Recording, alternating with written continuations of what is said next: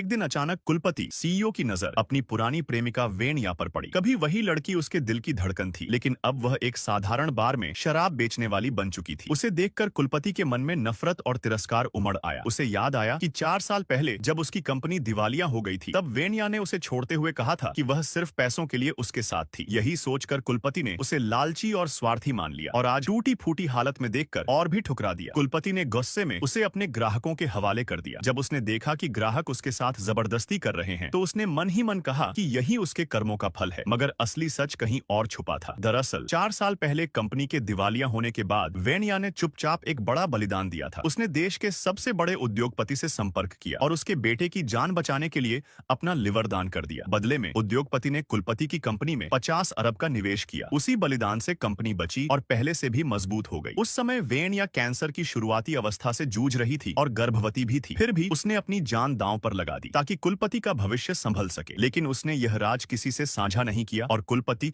उसे धोखेबाज मानता रहा। समय गुजरा और 4 साल बाद जब वेनिया अस्पताल गई, तो डॉक्टर ने बताया कि उसका कैंसर पूरे शरीर में फैल चुका है और उसके पास केवल 2 महीने की जिंदगी बची है। अब उसकी सबसे बड़ी चिंता उसका 4 साल का बेटा था, जो दिल की गंभीर बीमारी से जूझ रहा था। उसका ऑपरेशन संभव था, लेकिन 10 लाख रुपए की जरूरत थी। पैसे का इंतजाम करने वह बेटे के साथ बाहर निकली। तभी उसकी मुलाकात कुलपति के जिगरी दोस्त से हो गई। दोस्त हमेशा मानता था कि वेनिया ने कुलपति को धोखा दिया, इसलिए जब उसने बच्चे को देखा तो और भी गलतफहमी में पड़ गया। लेकिन सच्चाई जानने के लिए उसने डॉक्टर से बात की और राज खुला। डॉक्टर ने बताया कि 4 साल पहले वेनिया गर्भवती होते हुए भी लिवर दान कर चुकी थी और उसी समय से पहले सर्जरी कर बच्चे को जन्म दिया था। बच्चा कुलपति का ही बेटा था, यानी जो कुछ भी आज कुलपति के पास है वह सब वेनिया की कुर्बानी की वजह से है। दोस्त यह सच बताने भागा, लेकिन उसी समय उसने क्लास ग्रुप में एक वीडियो देखा जिसमें कुलपति बार में वेनिया को शराब पीने पर मजबूर कर रहा था। असल में वेनिया अनजाने में उसके ग्राहकों वाले कमरे में पहुंच गई थी। कुलपति ने उसे पहचान लिया और पूछ बैठा, यह बच्चा किसका है? वेनिया ने सच्चाई छिपाते हुए कहा कि यह उसके पति का बेटा है। यह सुनकर कुलपति की आखिरी उम्मीद भी टूट गई और उसने गुस्से में उसे शराब पीने पर मजबूर किया। वेनिया के सामने बेटे की जान बचाने का सवाल था। उसने शर्त मानी कि अगर वह शराब पी ले तो उसे 15 लाख मिलेंगे। उसने पीना शुरू किया, जबकि डॉक्टर पहले ही मना कर चुका था। सहपाठियों ने यह दृश्य रिकॉर्ड कर ग्रुप में डाल दिया। वीडियो देखकर दोस्त वहां पहुंचा और बेहोश पड़ी वेनिया को संभाला। उसने कुलपति से कहा, 4 साल पहले तुम्हारी कंपनी को जो 50 अरब मिले वह उसकी कुर्बानी की वजह से थे। आज जो कुछ तुम्हारे पास है सब उसी की देन है। यह सुनकर कुलपति सन्न रह गया। जिसे वह धोखेबाज समझता रहा, वही उसकी असली मसीहा निकली।